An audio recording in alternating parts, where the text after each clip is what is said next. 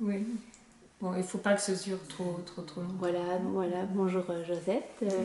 J'ai pris votre carte de visite et donc je suis très intéressée à connaître votre travail de coaching somatique. Est-ce que vous pouvez m'en dire un peu plus? Alors, je peux en dire et en parler pendant longtemps. Les sessions durent 2 jours, mais en fait, c'est même pas assez. Parce que le corps a une telle intelligence et une telle manière de se manifester lorsque on l'interroge et lorsqu'on on lui en donne la possibilité, que c'est une façon extraordinaire de communiquer, pas seulement avec la parole, mais aussi avec le corps. Et c'est cette cohérence que je recherche dans mon travail et dont je parle dans le livre que j'ai écrit qui s'appelle Coaching somatique ou l'intelligence du corps en mouvement, et d'être en relation avec son propre corps permet aussi une communication qui va être beaucoup plus ouverte quant à le contact que l'on peut avoir avec les uns ou avec les autres. Donc j'ai créé Coaching somatique il y a maintenant à peu près une quinzaine d'années. Et après l'avoir créé, d'ailleurs pour un congrès ICF tout à fait ordinaire, le premier, c'était le premier congrès ICF en Europe. Et on m'avait demandé de faire quelque chose qui corresponde au coach, mais d'une façon inhabituelle. Donc c'est vrai que de faire travailler d'une façon inhabituelle entre le corps et la relation entre le corps et l'esprit, maintenant c'est devenu un peu ma spécialité. Et donc je me suis basée sur mon ancien métier, puisque j'étais danseuse à l'Opéra de Paris. Et quand les danseurs s'expriment dans des pas de deux, ce qui est une relation, et c'est ce que les coachs font en permanence avec leurs clients, que ce soit en individuel ou que ce soit en groupe ou que ce soit en binôme, nous nous exprimons de cette façon avec nos clients. Et donc j'ai développé quelque chose qui était à la base, comment mettre le corps au service de la relation dans le coaching. Et c'est passé avant tout par le non-verbal, parce que la danse c'est l'art muet. Et les expressions du corps, qui lui ne peut pas mentir, alors que les mots, eux, peuvent dire beaucoup de choses auxquelles même on ne pense pas, ou auxquelles même on ne va pas souscrire, mais qui sortent un petit peu tout seul. Et donc c'est avec le non-verbal que le corps va s'exprimer d'une façon assez communicative et être vrai. Donc j'ai fait ce congrès. Et puis certains coachs m'ont proposé, enfin des amis m'ont dit tu pourrais peut-être aller plus loin, et pourquoi est-ce que tu nous emmènerais pas à aller nous donner un peu plus d'indications. Alors ça a commencé un petit peu comme ça, et puis après il y en a un autre qui m'a dit pourquoi tu ferais pas un livre, et puis voilà. Et puis ça s'est fait, et maintenant depuis maintenant 10 ans, je voyage un petit peu partout pour former les coachs au coaching somatique. Qu'est-ce que ça leur apporte Ça leur apporte en fait déjà une confiance en eux, parce qu'ils prennent conscience de leur corps, qu'ils ont un corps, et que ce corps sait être en présence avec quelqu'un et se manifester d'une façon concrète. Mon slogan, c'est le coaching somatique. Avec lui, on va plus loin, plus vite. Avec le corps, on va plus loin, plus vite. Donc aller plus loin, ça veut dire qu'on peut aller dans l'interrogation, dans le questionnement avec les coachés. On peut poser des questions qui interpellent aussi le corps. Et en interpellant le corps, on interpelle évidemment la conscience, l'inconscient, et le client va dire des choses auxquelles il n'avait absolument pas pensé, réalisé, mais dans sa spontanéité, il va se trouver dans son authenticité.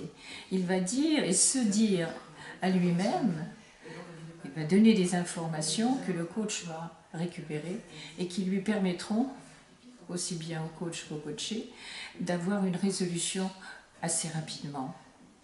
Parce que c'est comme s'il y avait une globalité à ce moment-là. Le corps est là, la personne est présente, elle se présente à elle-même. Et les coachs apprennent très rapidement. Bon, je m'adresse qu'à des coachs qui sont déjà formés. Ils ont déjà les fondamentaux. Ils connaissent leurs fondamentaux, ils ont une éthique, ils ont une déontologie. Donc c'est juste d'apporter quelque chose de différent qui va leur permettre une ouverture vers une communication beaucoup plus globale pour leurs clients et pour eux-mêmes.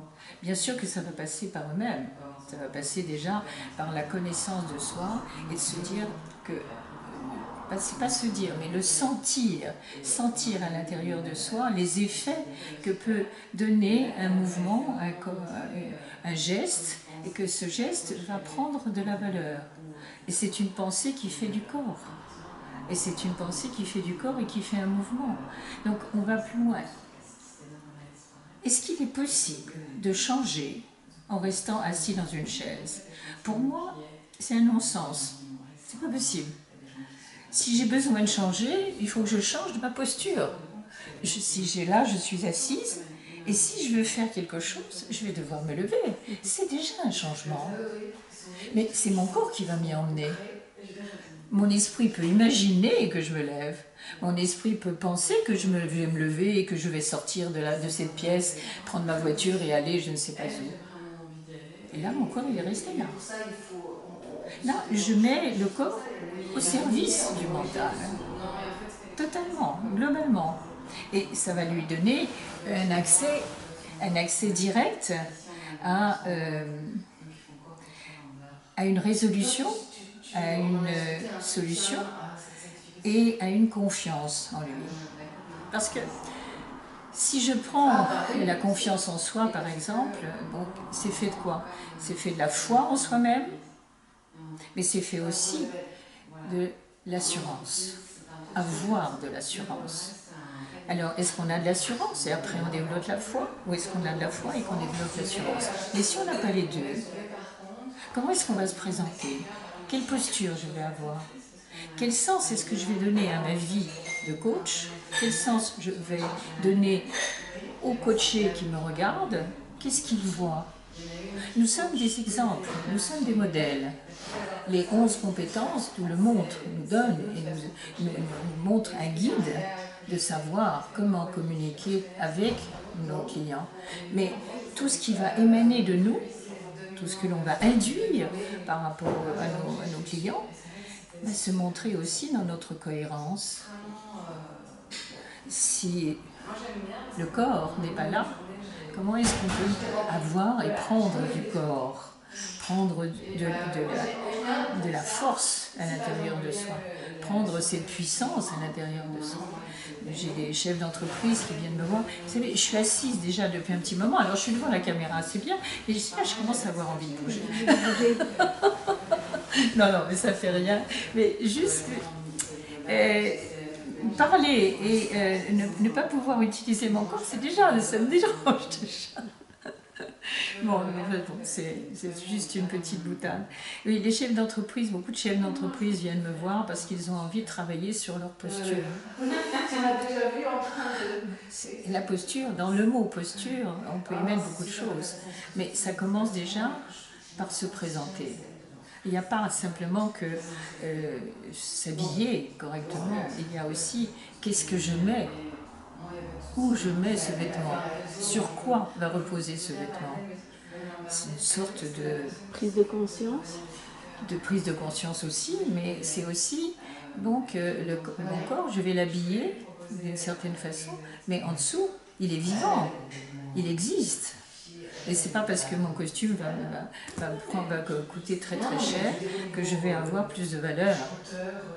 Ma valeur, elle va venir de ce que je veux être authentique dans ce que je vais dire, dans ce que je vais entreprendre, dans ma manière de manager, dans ma manière de leader, d'être dans ma cohérence du début jusqu'à la fin.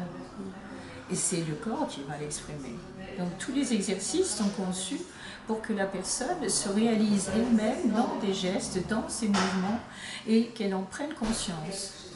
Donc c'est relativement facile. Tout ce que mes stagiaires me disent depuis 10 ans, ils me disent C'est facile, c'est simple, en fait c'est simple. Ben oui, c'est simple parce que ce sont les mouvements de la vie. On peut faire un mouvement avec la tête et puis tourner la tête dans l'autre sens, c'est déjà un changement. C'est déjà un changement qui va s'imprimer dans le cerveau et qui va donner une réflexion à la personne. Je tourne la tête et je tourne les yeux dans l'autre sens. Ouais. Qu'est-ce que je suis en train de faire? Je suis en train de donner à mon corps une nouveauté. Je lui apprends tout simplement à regarder autrement et à regarder différemment, à apprendre à regarder ce que mon problème, le problème que j'ai, là où je ne trouve pas de solution, je vais le regarder autrement. C'est ce que nous faisons dans le coaching. Nous apprenons à regarder autrement notre problème. Nous apprenons à nos clients à travailler sur leurs croyances. Mais si ma croyance est que ma tête et mes yeux sont toujours fixés sur le même objectif, mais comment est-ce que je vais élargir mon champ de conscience? Comment est-ce que je vais élargir mon champ de possibilités? Comment est-ce que je vais m'introduire dans un domaine que je ne connais pas? Il faut que je m'adapte. Et cette plasticité neuronale dont on a tellement besoin pour acquérir nos nouvelles, tous les nouveaux concepts qui sont en train de sortir depuis très très longtemps, on en a besoin, mais c'est par le corps qu'on va le faire. C'est pas simplement par la parole.